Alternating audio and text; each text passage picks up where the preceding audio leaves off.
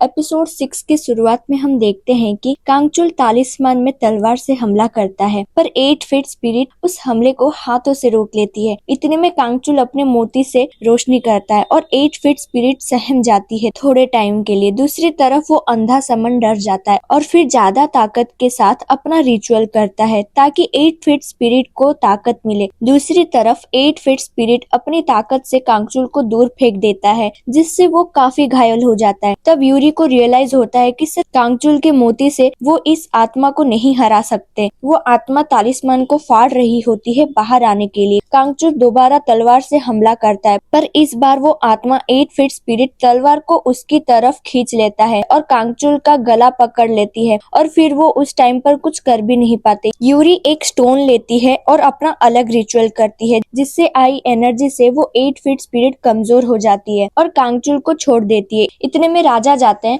उस आत्मा के दिल पर वो जादुई पत्थर से बना ग्लासेस को लगा देते हैं और दूसरी तरफ अंधे समन का रिचुअल भी खराब हो जाता है और यहाँ कांगचुल एक आखिरी बार तलवार से वार करता है और वो आत्मा वहाँ से गायब हो जाती है। कांगचुल बहुत कमजोर फील करता है और एक राहत की सांस लेते हैं सभी लोग। दूसरी तरफ अंधा समन समझ जाता है कि उस समन का काम है जिसको राजा ने बुलाया है। अंधे समन का जो असिस्टेंट होता है वो छुप के भाग रहा होता है कि ऑफिसर सीओ उसे रोकते हैं, पर वो लड़ाई के बीच में ऑफिसर की आंख में मिट्टी डाल के वहाँ से भाग जाता है। यहाँ पर जो केविन की स्लेव है वो छुपके से दवाई लाई होती है जो केविन ने हाल ही में खाना शुरू किया है। अब वो स्लेव ये दवाई ग्रेस दादी को दिखाती है। ये दवाई मिस कैरेस को अवॉइड करने के लिए होती है। इसका मतलब कि केविन प्रेग्नेंट है और ये बात वो सबसे छुपा रही है। ग्रेस दादी यहाँ पर थोड़ी सी मीन हो जाती है और कहती है कि मेरा बेटा मर गया है और राजा को दूसरा बच्चा होने वाला है, और अपनी स्लेव को कहती है जाओ ढूंढ के लाओ उस अंधे समन को। नेक्स्ट जो ऑफिसर सीईओ स्केच बनवाते हैं उस आदमी का जो आया था लाइब्रेरी में, उसी ने जो तालिस्मान चिपकाया था, और राजा इस आदमी को ढूंढने का ऑर्डर देते हैं। यूरी ने लाइब्रेरी में नए तालिस्मान लगा दिए हैं और ब्लेस भी लगा दी है। अगर 8 फीट स्पिरिट दोबारा यहाँ आएगी तो ट्रैप में फंस जाएगी और बेल की हेल्प से उन्हें भी पता चल जाएगा कि वहाँ आत्मा आ गई है। तब राजा यूरी से पूछते हैं कि उस दिन तुमने मेरे चश्मे के ग्लास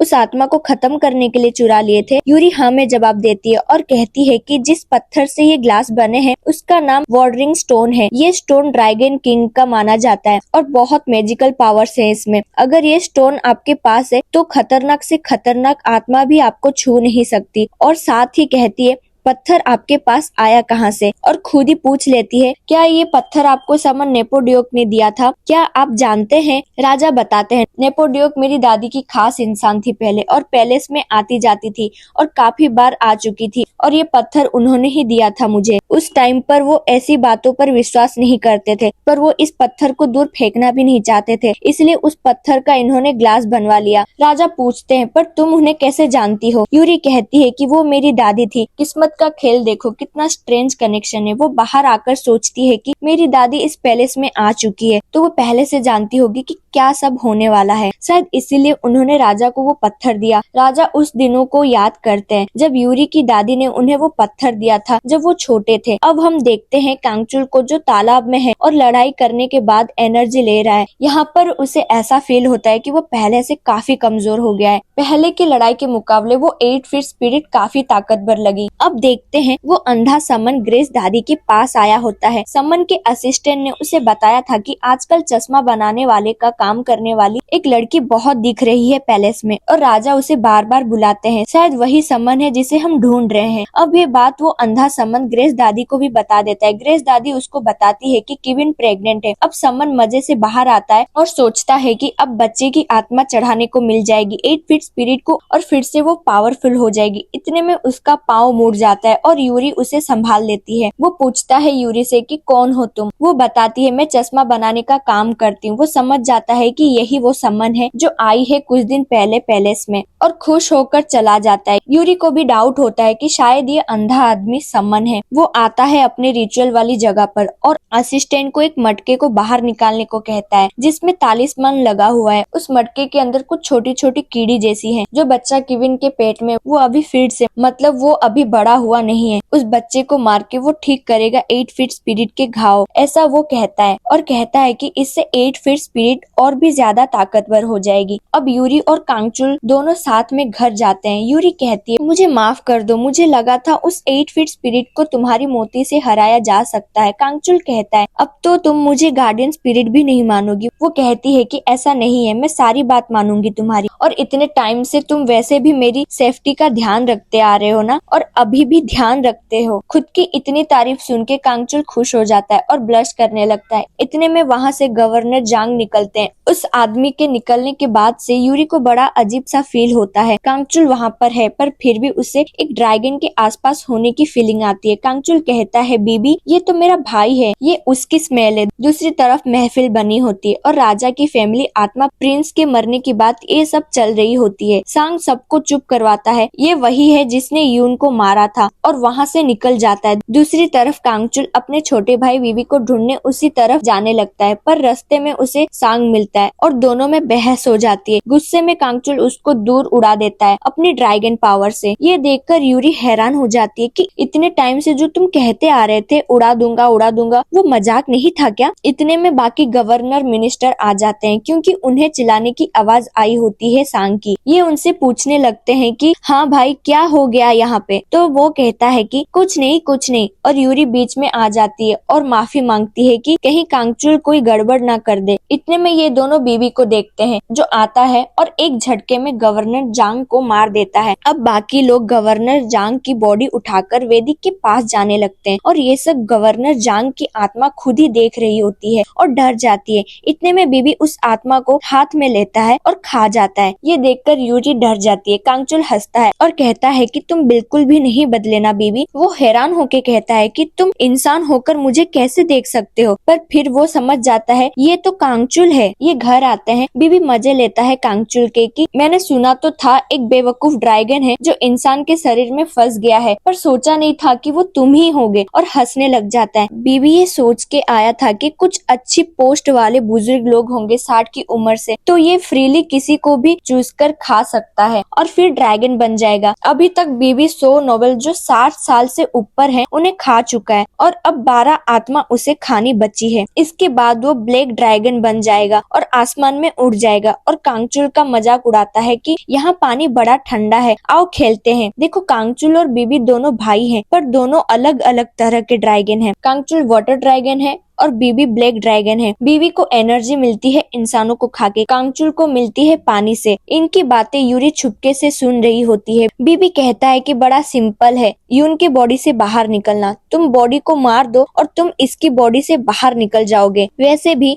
इंसानों को मारना तो बड़ा आसान है यार। बीबी उसको आइडिया देता है कि इसको अपने गले में मार दो और अभी बाहर निकल जाओगे तुम। यूरी आके उसे रोकती है कि यून को बचाए बिना तुम उसकी बॉडी को कुछ मत करना। यूरी बताती है कि ये मेरा गार्डियन स्पिरिट है और इसने वादा किया है, उसको पूरा किए बिना ये ऐसा नहीं कर सकता। इतने में यून की मम्मी की आवाज सुनाई देती है। कांगचुल कंबल लेकर सोने का नाटक करता है और कहता है कि वो पूछे तो बोल देना मैं सो गया। वो वहाँ आती है तो यूरी कहती है कि यून सो गया है और मैं तो यहाँ ये सामान लेने आई थी। वो उस पर चिल्लाती है कि इतनी महंगी दवाई तुमने वॉशरूम में गिरा दी। थोड़ी देर बाद कांगचुल बाहर आता है, तब बीबी कहता है इतना खतरनाक ड्रैगन इंसानों पर भरोसा कैसे कर सकता है? और वो 8 फीट स्पिरिट मतलब कुछ भी। अगर उस लड़की का काम हो गया और उसने मन बदल लिया तो तुम क्या करोगे? इंसान तुरंत पलट जाते हैं, पता भी नहीं चलता, ऐसा वो कहता है। कांगचुल कहता है इंसान के साथ रह के मैंने झूठ बोलना बड़े अच्छे से सीख लिया है। बीबी कहता है तुम तो बड़े हरामी निकले यार। कांगचुल कहता है ये जो चल रहा है कुछ टाइम ऐसे ही चलने दूंगा। कुछ खाने पीने की ऐसी चीजें हैं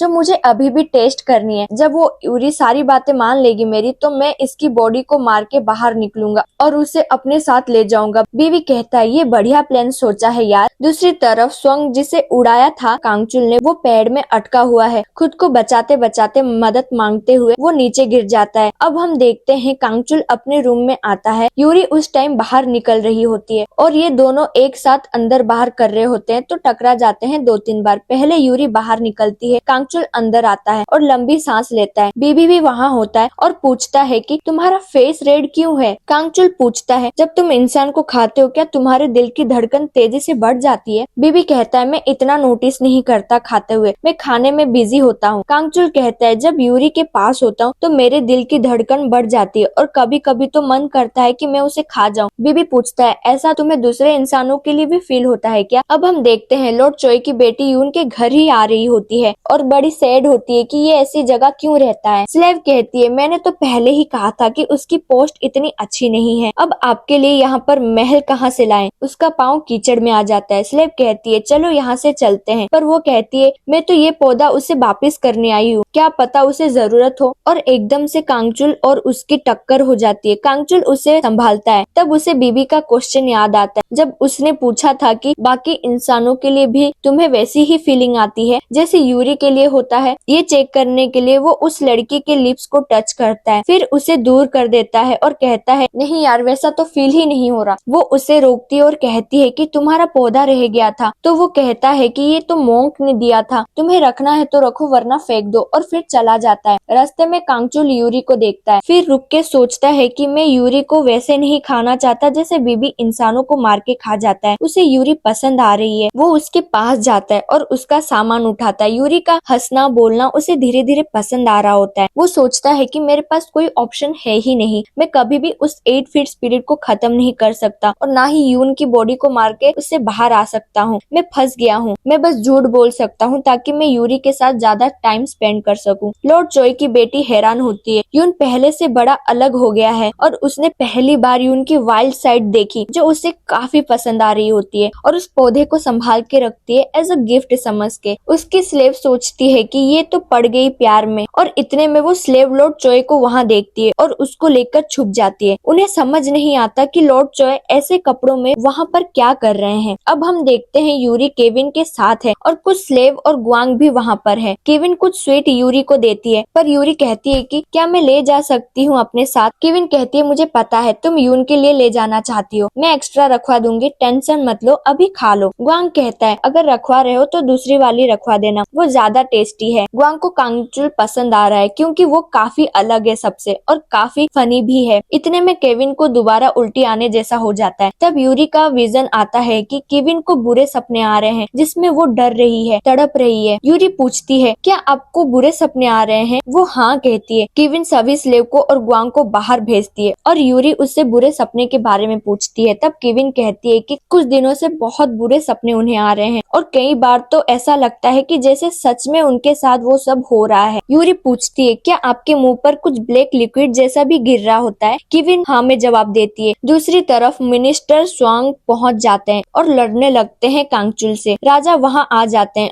और वो उसे बता ही नहीं पाता कि यून ने उसे उड़ा दिया था क्योंकि कोई विश्वास ही नहीं करेगा। अब राजा और कांगचुल बात करते हैं। राजा कहते हैं कि तुम यून नहीं हो, पर ऐसी हरकतें तो मत करो कि मैं यूरी और तुम्हें प्रोटेक्ट ही ना कर पाऊँ पैलेस में। वो कहता है, मैं यून नहीं हूँ, कांगचुल हूँ। राजा कहते हैं, कांगचुल ये तो वो ड्रैगन था ना, इविल स्पिरिट। इतने में एक ऑफिसर कहता है, सुना तो मैंने भी है, तुम वही हो जो इंसान की वजह से हेवन नहीं जा पाया था और यही इंसानों के बीच फंसा रह गया, ये इमोगी हो ना? कांगचुल उसे घूरता है और वहाँ पर अपनी पावर से एक हाथ हिलाता है और तूफान ला देता है। बिजली कड़क रही होती है और तूफान आ रहा होता है। ये देखकर सब हैरान हो जाते हैं। दूसरी तरफ यूरी चेक करती है केविन के बेडरूम को, पर उसे कुछ भी स्ट्रेंज नहीं दिखता। पर फिर वो केविन के साथ रखे पिलो को देखती है और उसे अजीब फील होता है। पिलो को काटती है और उसकी सारी रुई को निकालने लगती है और इसमें से निकलती है इंसान की खोपड़ी, जिससे देख के केविन और स्लेव दोनों डर जाते हैं। दूसरी तरफ कांगचुल की पावर देख के सब हैरान होते हैं। तब वो कहता है कि अगर तुम राजा हो तो तुम यहाँ पर स्टैंड करते हो और मैं ड्रैगन हूँ तो मैं तुमसे इतना ऊपर स्टैंड करता हूँ, तो तुम मुझे बताओ किसको किसकी रेस्पेक्ट करनी चाहिए? तब राजा हंसते हैं और कहते हैं कि तुमने ही सांग को उड़ाया ना हवा में? तो वो हाँ कहता है। इतने में स्लेव आके बताती है कि कुछ दिक्कत हो गई है। अब राजा आके देखते हैं कि इंसान की खोपड़ी मिली है केविन के रूम से। स्लेव कहती है केविन ठीक है और फिर रोने लग जाती है और माफी मांगती है और बताती है कि केविन प्रेग्नेंट है, उन्होंने बताने से मना किया था क्योंकि ऐसी चीजें जो हो रही थी पैलेस में। यूरी उस खोपड़ी को अच्छे से से देखने लगती है और उसमें से एक तालिमान मिलता है जिसमें कुछ लिखा गया था केविन के पेट में पल रहे बच्चे को मारने के लिए। ये सुन के राजा गुस्सा हो जाते हैं और ऑर्डर देते हैं कि एक भी इंसान पहले से इधर उधर नहीं जाना चाहिए और चले जाते हैं गुस्से में। यूरी दोबारा चेक करती है खोपड़ी को और उसके हिसाब से आत्मा इसी में होनी चाहिए। आत्मा नहीं दिखती तो वो अपने समनिक मिरर से खोपड़ी में देखने लगती है। इसके बारे में उसकी दादी ने बचपन में बताया था कि जिन आत्मा को हम आंखों से नहीं देख सकते कई बार, तो हम उसको इसकी मदद से देख सकते हैं। बड़ी तेज आवाज आती है और यूरी अपने कान बंद कर लेती है। इतने में वो आत्मा पीछे से अटैक करने वाली होती है कि गेंगचुल उसे रोकता है और उसे कहता है कि तुम सरेंडर कर दो, पर वो आत्मा नदी के थ्रू वहाँ से भाग जाती है। ये भी पानी वाला आत्मा है, पर यूरी के हिसाब से पानी वाली आत्मा इतने दिन पानी से तो दूर रह ही नहीं सकती, ये पॉसिबल ही नहीं है। कांगचुल कहता है ये पॉसिबल हुआ है ताबिस्मान के थ्रू, ये इसके थ्रू आती है और इसी के थ्रू चली जाती है। ये दोनों ही इस आत्मा को ढूंढने जाते हैं पानी में और वो छुपा हुआ होता है और वो उसे ढूंढ भी लेते हैं। अब वही सेम रिचुअल करती है पानी वाली आत्मा को बुलाने के लिए, पर इस बार वो आत्मा यूरी को तालाब के बीच में ही खींच लेती है। कांगचुल उसे बचाने आता है तो वो आत्मा कांगचुल के पाँव पर ही काटने लग जाता है, फिर गायब हो जाता है। फिर अचानक से निकलती है और तेजी से आकर हमला कर देती है कांगचुल पर और उसकी गर्दन पर काट लेती है। यूरी नाइफ लेके उसे मारती है और वो आत्मा उसके मुंह पर काला पानी डाल देती है और इसी के साथ ये एपिसोड यहीं पे खत्म हो जाता है। फिलहाल के लिए बस इतना ही।